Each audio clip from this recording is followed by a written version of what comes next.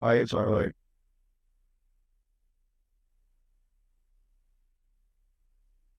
Bom, microfone tá bom? O item e o capítulo que eu vou estar refletindo com vocês, ele chama Verdadeira Pureza e Mãos Não Lavadas. Ele é o capítulo 8 do Evangelho segundo o Espiritismo, do item 8 ao 10. E um fariseu convidou Jesus para jantar na casa dele. E uma vez sentado à mesa, o fariseu ficou indignado com os discípulos de Jesus que não lavaram as mãos antes de comer o pão. Só para ajudar a contextualizar essa história, os fariseus eram um grupo de religiosos judeus da época em Jerusalém. E eles eram muito rigorosos nas práticas religiosas dos seus cultos, cerimônias, tradições, rituais. Eles olhavam para as leis de uma forma muito rígida, exagerada às vezes, e chegavam a ter, só para vocês terem uma ideia, quase 600 deveres que eles consideravam indispensáveis na vida deles, porque dessa forma eles estariam seguindo as leis de Deus. O problema é que muitas vezes essa rigidez eram somente externas, somente para as aparências, com hipocrisia na conduta. E Jesus considerava os fariseus hipócritas. Então o fariseu falou assim: por que violam os teus discípulos a tradição dos antigos? Pois não lavam as mãos quando comem o pão. Porque a tradição, gente, era lavar as mãos antes de comer o pão ou as refeições, porque eles acreditavam que limpavam as impurezas da alma. Jesus respondeu: e vós também? Por que transgredes os mandamentos de Deus pela vossa tradição? Limpais o que está por fora do copo e do prato, mas o vosso interior está cheio de rapina. Rapina é a ação injusta, ao contrário dos princípios divinos. E cheio de maldade. Aí os discípulos chegou para Jesus e falou: Jesus, sabe que os fariseus, depois de tudo que você falou, eles ficaram assim, escandalizados. E Jesus falou: toda a planta que meu Pai não plantou será arrancada pela raiz. Deixa-os. Cegos são e condutores de cegos. E se um cego segue o outro cego, os dois cairão no barranco. O que a gente pode refletir com essa história? O que a gente pode aprender com essa passagem para melhorar a nossa vida hoje? Quantas vezes nós nos preocupamos o nosso tempo e a nossa energia com as aparências, de como que as pessoas vão nos ver, Quantas vezes nos preocupamos o nosso tempo e energia com rituais e tradições que não alimentam a nossa alma? Quantas vezes falamos coisas bonitas, fazemos coisas bonitas para os olhos externos que contradiz o nosso coração? Quantas vezes a gente vai em igreja, templos religiosos, centro espírita, acreditando que tomar um passe limpa as nossas impurezas. Mas a partir do momento que a gente sai daqui, primeiro mané que corta a gente reage de uma forma que contradiz com a nossa condição. Quantas vezes a gente vem aqui receber o passe e a gente coloca a nossa postura com a mão para fora, imaginando que estamos limpando as nossas impurezas, sendo que a nossa mente está no chefe que maltratou a gente. Ao mesmo tempo, quantas vezes estamos com as mãos assim, um boné que às vezes contradiz, mas estamos em paz, recebendo paz. Mas para os olhos externos, quando a gente está assim, pensando na morte da bezerra, a gente está fazendo a coisa certa. Não é questão de julgar aqui, porque cada um sabe qual é a intenção do momento presente.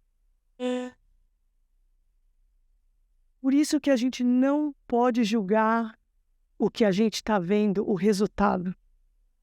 Quantas vezes os meus 3 filhos e marido assistindo televisão, eu doida que eu tô limpando a casa sozinha, passando o aspirador assim, ó, na frente da televisão.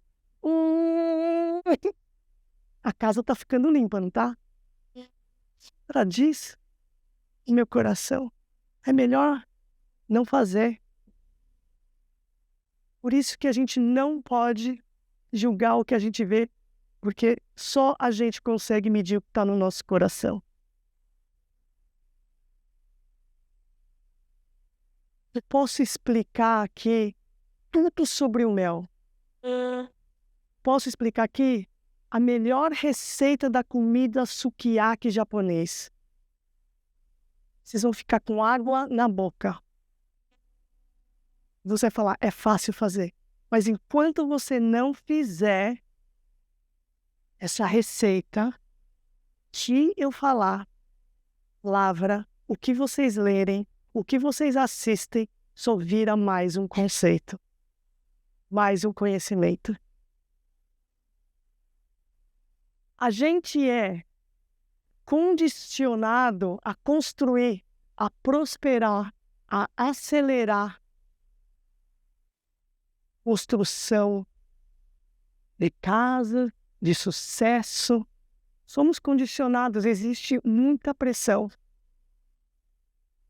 A gente assiste podcast, a gente fica no Instagram, a gente ouve preleção para obter mais conhecimento. Mas será que a gente precisa de mais conhecimento? Será que tudo que vocês já sabem vocês já praticaram tudo que vocês já sabem para a sua conduta moral, para a sua reforma íntima?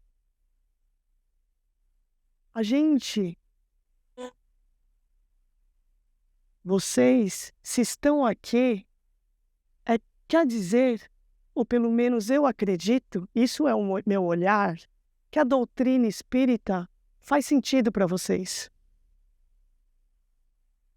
Se faz sentido para vocês, vocês sabem que vocês têm essa responsabilidade da reforma íntima. Alguém tem dúvida disso?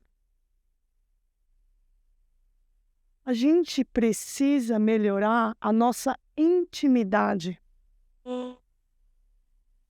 interior. E essa conduta,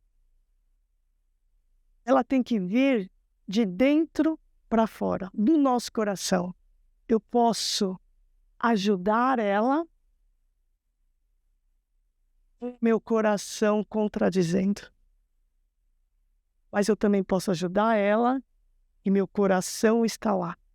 O resultado é o mesmo, mas a intenção e o sentido da coisa é completamente diferente.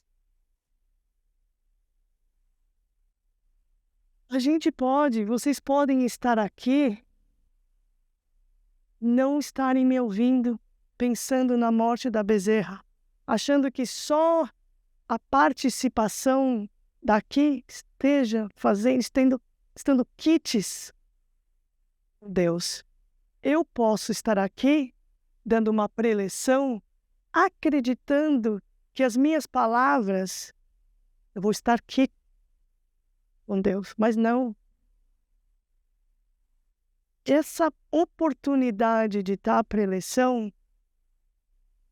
de vocês estarem aqui, é de utilizar a oportunidade da palavra para ver se faz sentido e para ver se move alguma coisa no interior para ser melhor no seu dia de hoje.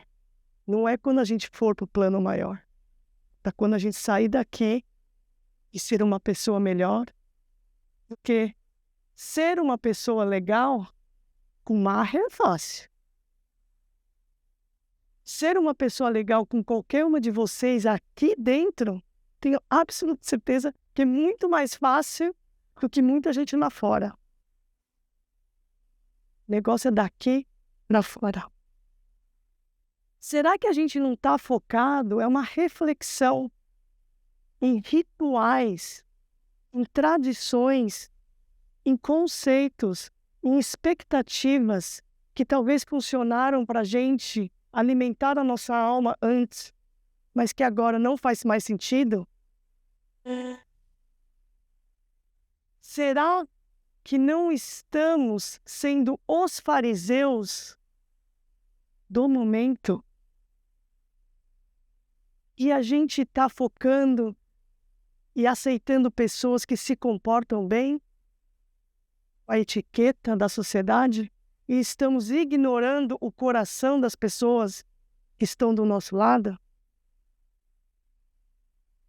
É fácil julgar os fariseus, mas também não somos nós os fariseus? Então, antes da gente continuar construindo casas, construindo prosperidade, acelerando esse crescimento que somos tão condicionados hoje em dia, sabe o que realmente a gente precisa? Sabe o que realmente a gente precisa? A gente precisa desconstruir.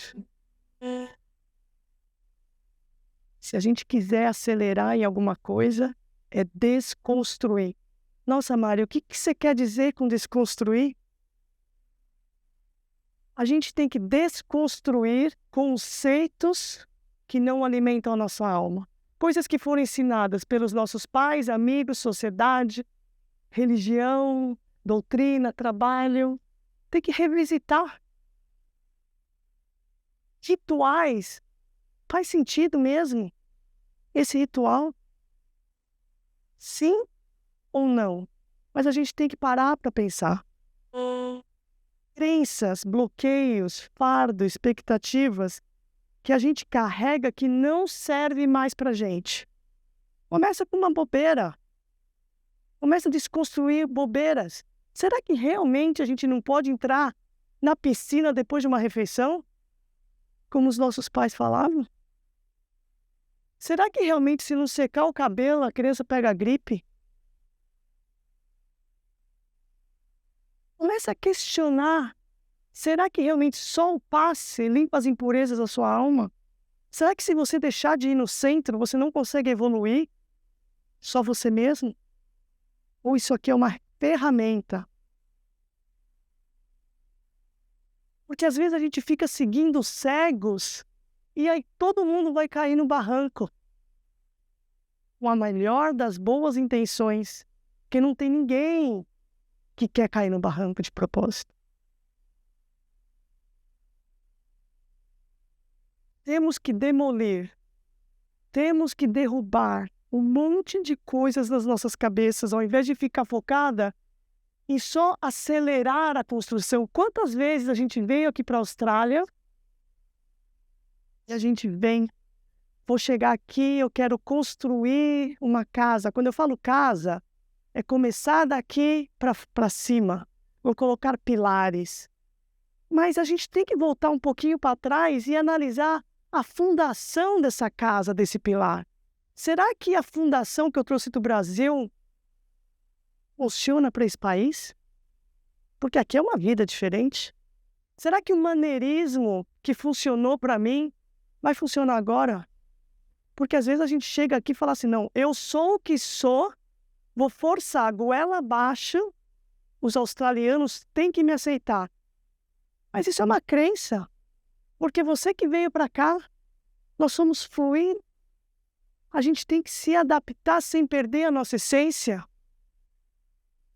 E como que a gente sabe se a gente está forçando goela abaixo?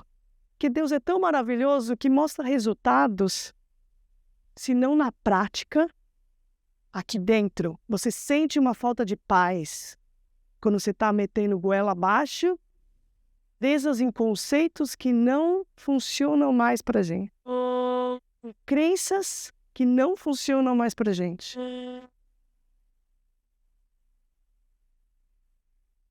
Na obra Psicologia do Evangelho, está escrito assim, ó, a purificação ela é uma limpeza, ela é uma retirada de impurezas daquilo que impede a verdadeira manifestação do nosso espírito. Então a gente quer acelerar, vamos acelerar na derrubada por amor, no suor. E a vida pode fazer essa desconstrução na lágrima. Quando a minha mãe faleceu primeiro, depois o meu pai faleceu primeiro. Quando eu me vi sem pai e sem mãe, eu vi uma oportunidade de desconstrução.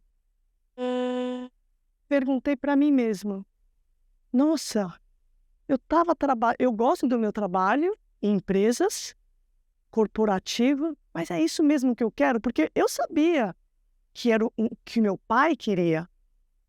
Eu também gostava, mas é uma oportunidade de reavaliar. Eu também reavaliei se eu queria continuar casada. Porque eu vim de uma família, não que a família é a coisa mais importante, casamento uma vez na vida. Reavaliei e decidi ficar. Olhei para o meu marido e falei, you are lucky boy. You are lucky boy. Aí ele falou, por quê? Nada não. Mas a gente tem que reavaliar. A nossa vida é tão apressada que a gente não pensa mais. E aí, o que acontece? Quando a gente fica na cama, a gente precisa usar essa oportunidade para reavaliar doenças que ameaçam essa nossa vida física. Tem ferramenta melhor para desconstrução? As pessoas que passaram por essa experiência de ver a morte física através de uma doença que ameaçou a vida física e conseguiram a oportunidade, os valores mudaram, as prioridades mudaram, isso é uma desconstrução. E a vida é tão maravilhosa porque vocês pediram para evoluir. Vocês pediram para evoluir. Só que quando acontece uma oportunidade de desconstrução para que a gente consiga conectar com aquela nossa divindade, a gente fala, não, não quero. Quero fugir da dor. Doença, morte de pais, morte de esposo, de esposa, morte de amigos, perda de trabalho, mudança de país. Tudo isso é oportunidade de desconstrução. Façam uma revisão da sua vida. Crença não é parte de sua personalidade, você pode mudar. Conceitos você pode mudar. O que não pode mudar é essa divindade. E uma vez que você conecta com essa divindade, nem você sabe o que vai acontecer amanhã. Mas você está ok with it. Você está em paz. Sabe o que impede a nossa melhora em conduta? Alguém sabe o que impede a nossa melhora em conduta?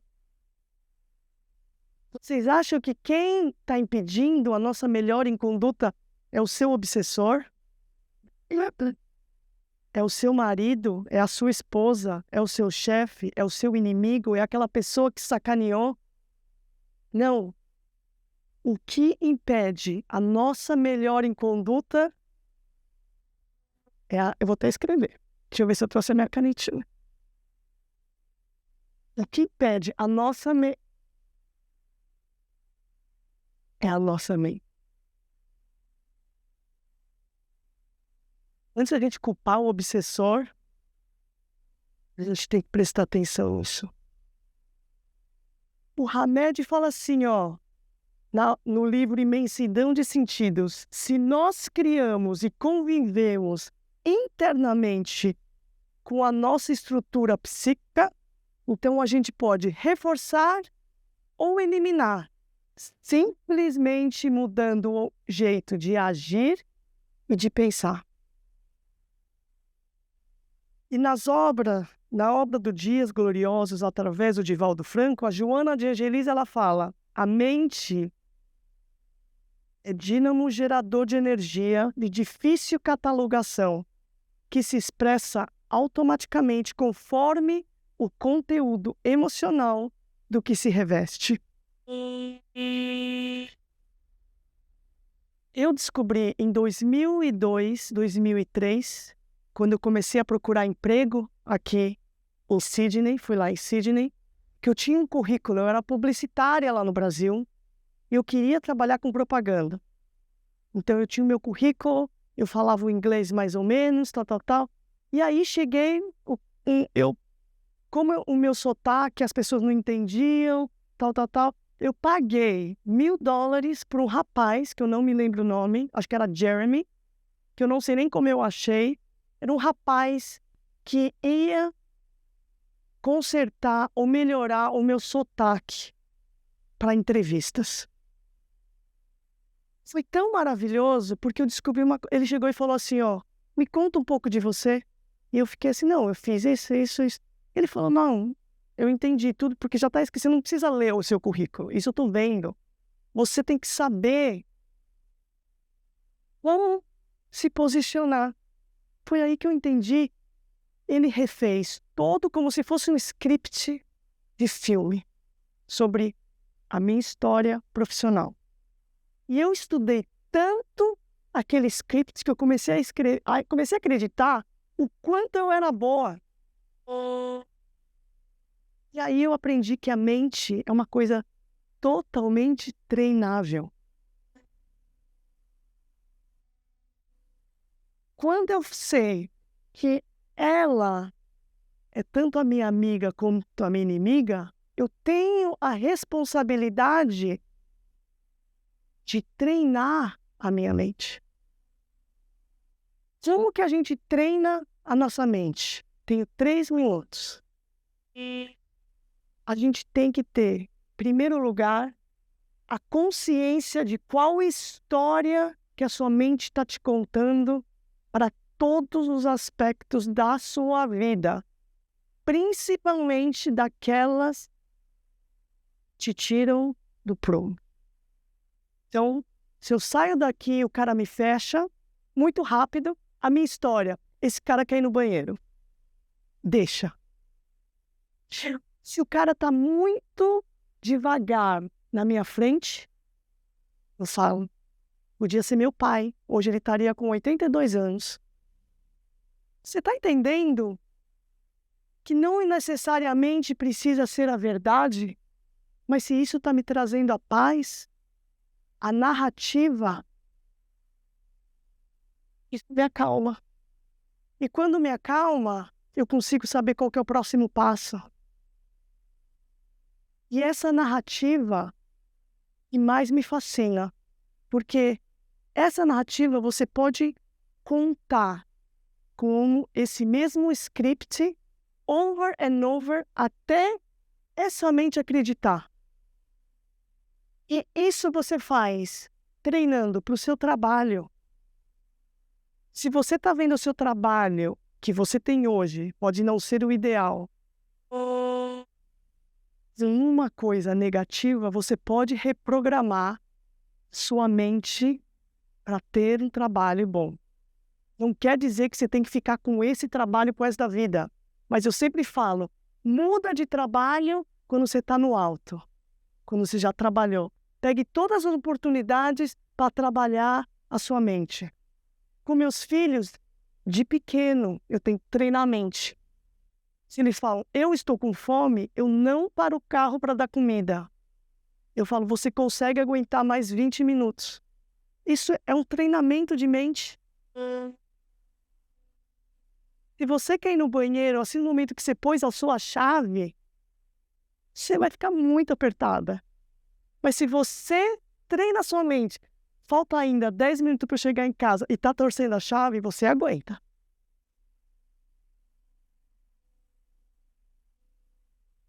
Eu adoro não, uma palavra eu corro maratona porque eu aprendi nos 30 primeiros quilômetros, se eu treinar, é muito bom. Eu tenho uma claridade da minha mente, eu consigo colocar todos os meus pensamentos em ordem alfabética. É um feng shui da minha mente. Mas os últimos 12 quilômetros é muito doloroso para mim. Então, o que eu falo? Quando eu chego nos 30 quilômetros, eu falo assim, falta mais 25. Aí, porque se eu chegar e falar, falta 4, falta 3, falta 2, as minhas pernas quebram. Usem oportunidades da vida para treinar. Nós somos condicionados a não sentir desconforto. Desconforto é bom se for bem usado. A mente é treinável. Todas as emoções negativas que te aperrentam, você pode mudar a história. Só que você só vai saber disso se você ficar quietinho, pensando, não é na correria. Não é na correria. Você vê o seu filho do jeito que você quer ver seu filho. Você vê o seu marido do jeito que você quer ver o filho. Eu vejo essa oportunidade que eu estou aqui, pode ser um trabalho que me deixa, que me ocupa o meu tempo, ou pode ser uma oportunidade de eu estudar mais, para que eu pegue algumas palavras e consiga usar isso na prática. Para terminar, eu quero ler o que o André Luiz disse no livro Vivendo do Evangelho. Ele fala assim, fale com elegância, mas exponha ideias sadias. No quadro, a moldura não responde pela arte. Escreva com estilo, mas desenvolva o tema nobre. No móvel, o verniz não indica a qualidade da madeira. Aprecie a forma literária, mas não esqueça do conteúdo. A beleza da flor não substitui a essência do perfume. Professe a sua religião, mas cultive a religiosidade. O rótulo não é a substância guardada na embalagem. Dê esmola para quem lhe cruza o caminho, mas tenha caridade. Pintura é apenas o revestimento da parede. Melhore, pois o mundo interior, segundo os ensinamentos de Jesus, para que sua mudança de vida seja...